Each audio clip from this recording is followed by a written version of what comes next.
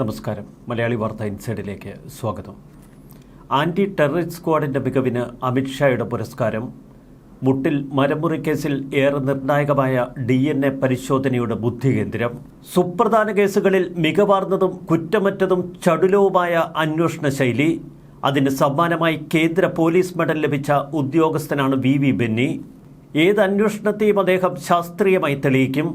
മുട്ടിൽ മരമുറി കേസിൽ മരങ്ങളുടെ DNA പരിശോധനയിലൂടെ അഗസ്റ്റിൻ സഹോദരന്മാരെ അദ്ദേഹം കുടുക്കി. ഇന്ന് അതേ അഗസ്റ്റിൻ സഹോദരന്മാരാണ് റിപ്പോർട്ടർ TVയുടെ ഉടമകൾ. മുട്ടിൽ മരമുറിയിൽ പ്രതികൾ കൂരാക്കുടുക്കായ പല കണ്ടെത്തലുകളുടെയും പിന്നിൽ VV ബെന്നി. തുടർന്ന് അദ്ദേഹത്തിന് മേൽ അതിശക്തമായ സമ്മർദ്ദങ്ങൾ. മുട്ടിൽ മരമുറി അന്വേഷണത്തിൽ നിന്ന് തന്നെ മാറ്റണമെന്ന് പോലും സമ്മർദ്ദങ്ങളുടെ ഭാഗമായി അദ്ദേഹം പറഞ്ഞു. അതേ VV ബെന്നിയെ വീഴിക്കാനാണോ ഇപ്പോഴത്തെ വ്യാജ പീഡനാരോപണം? VV ബെന്നി എന്ന പോലീസ് ഉദ്യോഗസ്ഥന് നേർക്ക് ഒരു വ്യാജ പരാതിയാണ് ഉയർന്നിരിക്കുന്നതെങ്കിൽ സുജിത് ദാസിനെ കണക്കുകൂട്ടി ബുദ്ധിപൂർവം കുരുക്കുകയായിരുന്നോ എന്ന സംശയം കേരളത്തിൽ ഉടലെടുക്കുന്നു. 2021 അമിത്ഷായിൽ നിന്ന് ബെന്നിക്ക് അംഗീകാരം ലഭിക്കുന്നത്. മാവോയിസ്റ്റ് ആക്രമണങ്ങളും UPA കേസുകളും അദ്ദേഹം അന്വേഷിച്ചിരുന്നു.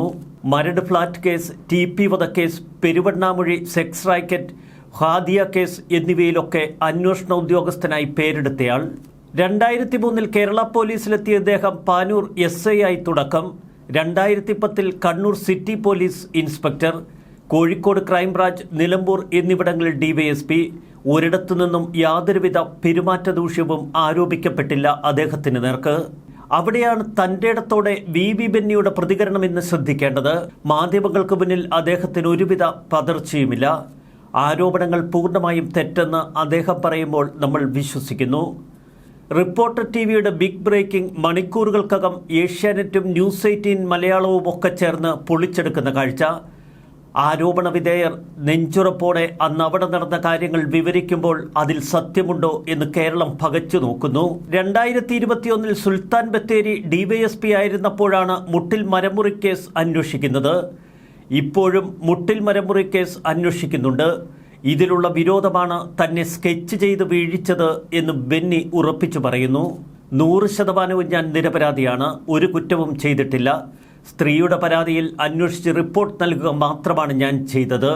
ഇനി ഈ കേസിൻ്റെ നാൾ വഴിയിലൂടെ നമ്മൾ ഒന്ന് കടന്നു ചെല്ലുമ്പോൾ ബെന്നി പറയുന്ന കാര്യങ്ങളിൽ കുറച്ച് വാസ്തവമുണ്ട് എന്ന തോന്നൽ നമുക്കുമുണ്ടാകും. മുട്ടിൽ മരമുറി കേസ് അന്വേഷണത്തിൽ തന്നോടുള്ള പക തീർക്കുകയാണ് അഗസ്റ്റിൻ സഹോദരന്മാരെന്ന് VV ബെന്നി ഉറപ്പിച്ചു പറയുമ്പോൾ അതിൽ സംശയിക്കത്തക്ക ഒരുപിടി കാര്യങ്ങളുണ്ട്.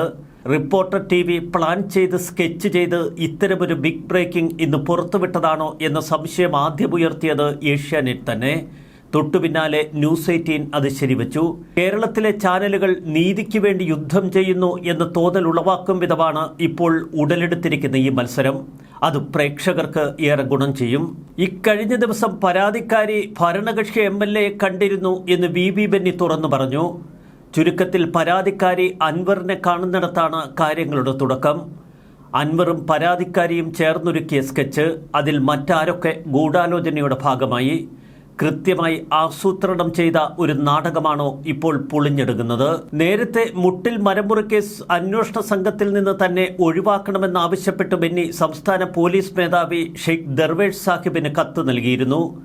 അനാവശ്യ വിവാദങ്ങളുണ്ടാക്കി പ്രതികൾ അന്വേഷണം വഴിമുട്ടിയിരിക്കുകയാണ്. ഈ സാഹചര്യത്തിൽ തുടരാൻ ബുദ്ധിമുട്ടുണ്ട് എന്നാണ് അദ്ദേഹം പറഞ്ഞത്. 2 വർഷം നീണ്ട അന്വേഷണത്തിനൊടുവിൽ കുറ്റപത്രം സമർപ്പിക്കാനിരിക്കവെയാണ് സ്ഥാനത്ത് തുടരാൻ ബുദ്ധിമുട്ടുണ്ട് എന്ന് അദ്ദേഹം സംസ്ഥാന പോലീസ് മേധാവിക്ക് മുന്നിൽ പറഞ്ഞത്.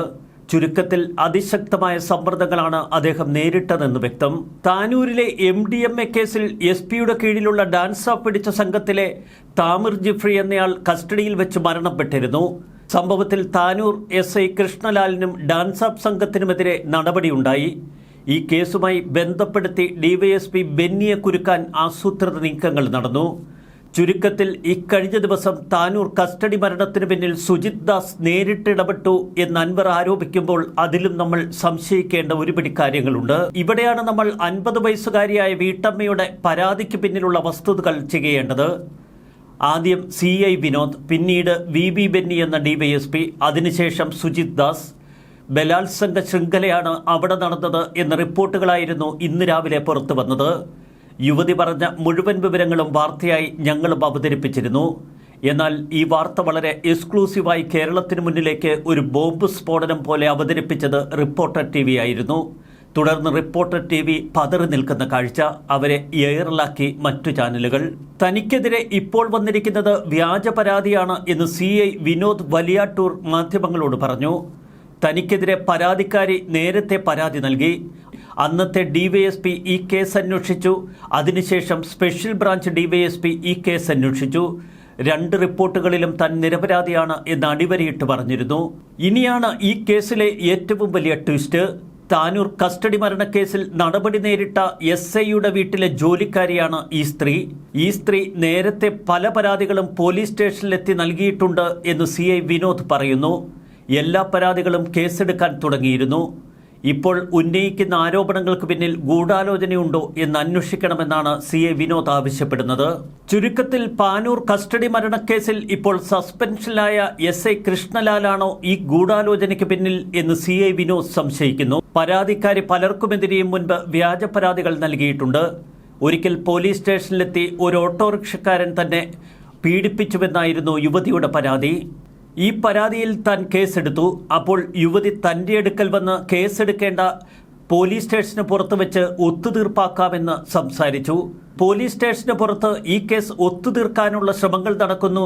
SI കൃഷ്ണലാലിനും അതിൽ വിഹിതമുണ്ട് എന്ന് താൻ മനസ്സിലാക്കി. ഇതേ തുടർന്ന് വീട്ടമ്മയുടെ പരാതിയിൽ കേസെടുക്കാനുള്ള നിർദ്ദേശം നൽകി. പിന്നാലെ സ്റ്റേഷനിലെത്തിയ സ്ത്രീ തനിക്ക് കിട്ടേണ്ട പണം നിങ്ങൾ കാരണം നഷ്ടമായി എന്ന് പറഞ്ഞ് അവിടെ കിടന്ന് ബഹളം വെച്ചു. കേസെടുക്കേണ്ട പകരം കോംപ്രമൈസ് മതി എന്നതായിരുന്നു സ്ത്രീയുടെ ആവശ്യം. SI കൃഷ്ണലാലിന്റെ വീട്ടിൽ സഹായത്തിന് നിൽക്കുന്ന ജോലിക്കാരിയായിരുന്നു ഈ സ്ത്രീ. തുടർന്ന് തന്നോടവർക്ക് പകയായി. SI കൃഷ്ണലാലും ഈ സ്ത്രീയും ഒരുമിച്ചാണ് പിന്നെ തനിക്കെതിരെയുള്ള പരാതിയുടെ പിന്നിൽ ഗൂഢാലോചന നടത്തിയത്. തനിക്കെതിരെ പരാതിയുമായി അവർ DYSP ബെന്നിയെ സമീപിച്ചു. തന്നെ കണ്ടപാടെ ഒരു യുവതി തനിക്കെതിരെ പരാതി നൽകിയിട്ടുണ്ടല്ലോ എന്ന് ആക്രോശിച്ചു പറയുന്ന DYSPയാണ് താൻ കണ്ടത്. ആ സ്ത്രീയെക്കുറിച്ച് തനിക്കറിയാവുന്ന കാര്യങ്ങളൊക്കെ DYSP ബെന്നിയോട് പറഞ്ഞു. അദ്ദേഹം കേസ് പ്രത്യേകമായി അന്വേഷിച്ചു. ഞാൻ നിരപരാധിയാണ് എന്ന് കണ്ടുപിടിച്ചു. കേരളത്തിൽ ഏറ്റവും വിശ്വാസ്യതയുള്ള ഉദ്യോഗസ്ഥനാണ് ബെന്നി സാർ. അദ്ദേഹത്തിന് ഒരിക്കലും അന്വേഷണത്തിൽ പിഴയ്ക്കാറില്ല എന്ന് CI വിനോദ് തറപ്പിച്ചു പറയുന്നു. സ്വകാര്യ നമ്പറുകളടക്കം പരിശോധിച്ച് ലൊക്കേഷനുകൾ നോക്കി ഞാൻ ഇതുവരെ ആ സ്ത്രീയെ സ്റ്റേഷന് പുറത്ത് വെച്ച് കാണുകയോ അവരെ ഫോണിൽ ബന്ധപ്പെടുകയോ ചെയ്തിട്ടില്ല എന്ന് അദ്ദേഹം ഉറപ്പുവരുത്തി. ആ കേസ് ക്ലോസ് ചെയ്തു. തുടർന്നാണ് ആ സ്ത്രീ സുജിത് ദാസിനെ കണ്ട് തനിക്കെതിരെ പരാതി ഉന്നയിച്ചത്. സുജിത് ദാസിനെ കണ്ട് ബെന്നിക്കെതിരെയും അവർ പരാതി ഉന്നയിച്ചു. ബെന്നി സാറിനെ മാറ്റി നിർത്തി സ്പെഷ്യൽ ബ്രാഞ്ച് CIയെ കൊണ്ടാണ് ഈ കേസ് തുടർന്ന് സുജിത് ദാസ് സാർ അന്വേഷിച്ചത്. ഈ സ്ത്രീ മുൻപും നിരവധി പരാതികൾ നൽകി ഇത്തരത്തിൽ പണം തട്ടിയെന്ന് സുജിത് ദാസ് സാറിനും ബോധ്യമായി. സമാന സംഭവങ്ങൾ ഉണ്ടായിരുന്നതായി അന്വേഷണത്തിൽ വ്യക്തമായി. പൂർണ്ണമായും വ്യാജ ആരോപണങ്ങളാണ് എന്ന് മനസ്സിലാക്കിയ SP റിപ്പോർട്ട് നൽകി. മറ്റു വകുപ്പുകൾ പോലെയല്ല പോലീസ് ഡിപ്പാർട്ട്മെന്റിൽ കീഴുദ്യോഗസ്ഥനെതിരെ ഒരു പരാതി ലഭിച്ചാൽ എങ്ങനെ പരമാവധി തെളിവുകൾ ശേഖരിച്ച് അദ്ദേഹത്തിനെ വീഴിക്കാമെന്നാണ് ചില ഉദ്യോഗസ്ഥർ ശ്രമിക്കുക. പലതലത്തിലും അന്വേഷിച്ചിട്ടും പൂർണ്ണമായും വ്യാജമാണ്. ഈ സ്ത്രീ മറ്റു പലർക്കെതിരെ ഇത്തരം പരാതികൾ ഉന്നയിച്ച് തട്ടിപ്പ് നടത്തിയിട്ടുണ്ട് എന്നും പോലീസിന് ബോധ്യപ്പെട്ടു. CI വിനോദ്, VV ബെന്നി, സുജിത് ദാസ് മൂവരും പറയുന്നു തങ്ങൾ ഈ ബലാത്സംഗ കേസുകളിൽ നിരപരാധികളാണെന്ന്. അങ്ങനെയെങ്കിൽ കൃഷ്ണലാലിന്റെ സഹായത്തോടെ യുവതി അൻവറിനെ കണ്ട് ഇത്തരമൊരു സ്കെച്ച് തയ്യാറാക്കിയതാണോ എന്നു സംശയം ന്യൂസ് 18 കേരളവും ഏഷ്യാനെറ്റുമൊക്കെ ഉന്നയിക്കുന്നു. അതിൽ ഒരുപിടി വാസ്തവങ്ങളുണ്ട് എന്ന് തിരിച്ചറിയുമ്പോൾ ഭയാനകമായ കേരളത്തിൽ എന്തൊക്കെ നടക്കുന്നു എന്ന് നമ്മൾ ഭയപ്പെട്ടു പോകും. അതുകൊണ്ട് തന്നെ സുജിത് ദാസിനെതിരെ ഉന്നയിച്ചിരിക്കുന്ന പല ആരോപണങ്ങൾക്ക് പിന്നിലും ഇത്തരം ഗൂഢാലോചനയുണ്ടോ എന്ന് സംശയിക്കേണ്ടിയിരിക്കുന്നു. ഈ വലയിൽ അകപ്പെടുത്തി ബെന്നി എന്ന ഉദ്യോഗസ്ഥനെ തകർക്കുകയായിരുന്നു സംഘത്തിന്റെ ശ്രമം. പോലീസ് ഉദ്യോഗസ്ഥർമാർക്കിടയിലെ കൂട്ടബലാത്സംഗ ശൃംഖല റിപ്പോർട്ട് വന്നതിന് തൊട്ടുപിന്നാലെ കേരളം നടുക്കത്തോടെയാണ് ആദ്യഘട്ടത്തിൽ ഈ വാർത്തകൾ കേട്ടത്. എന്നാൽ വാർത്തകളുടെ വിശദാംശങ്ങൾ നമ്മെ കൂടുതൽ ഭയപ്പാടിലാക്കുന്നു. വലിയ ഗൂഢാലോചന ഇതിനു പിന്നിൽ നടന്നിട്ടുണ്ടോ എന്ന് സംശയിക്കേണ്ടിയിരിക്കുന്നു. മുട്ടിൽ മരമുറിക്കേസിലെ പ്രതികളാണ് ഇന്ന് റിപ്പോർട്ടർ ചാനൽ കൈയാളുന്നത്. അതുകൊണ്ട് തന്നെ ഒരു ചാനലും കുറേയേറെ പ്രതികളും ശ്രമിച്ചാൽ ഇത്തരം ഗൂഢാലോചന കഥകൾ ഇനിയും പുറത്തു വരുമോ? കേസന്വേഷിക്കുന്ന ഉദ്യോഗസ്ഥനെ വേട്ടയാടി വീഴ്ത്താൻ ഇത്തരം ഗൂഢാലോചന സംഘത്തിന് കഴിയുമോ? അതിലപ്പുറം സുജിത് ദാസിനെതിരെയുള്ള ആരോപണങ്ങൾ ബോധപൂർവം കെട്ടിച്ചമച്ചതാണോ എന്ന സംശയങ്ങൾക്കും ഇത് കാരണമാകും. അൻവർ പറയുന്നതിലെ സത്യമെന്ത് പതിരെന്ത് എന്ന് മനസ്സിലാവാതെ നമ്മൾ തകർന്നു നിൽക്കും. ന്യൂസ് ഡെസ്ക് മലയാളി വാർത്ത ഇൻസൈഡ്.